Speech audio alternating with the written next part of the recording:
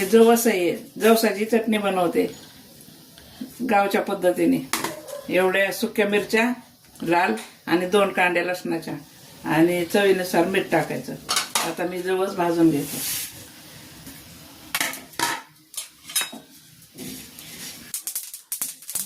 जवस भाजून झालंय, आता काढून घेते. थोडीशी मिरची भाजून घेते.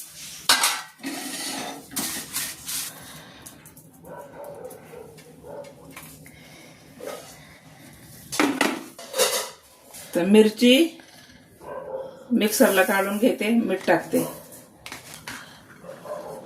आता लसूण टाकून घेते.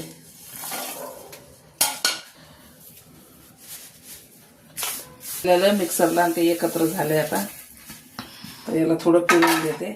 जवसाची चटणी तयार झाली आहे.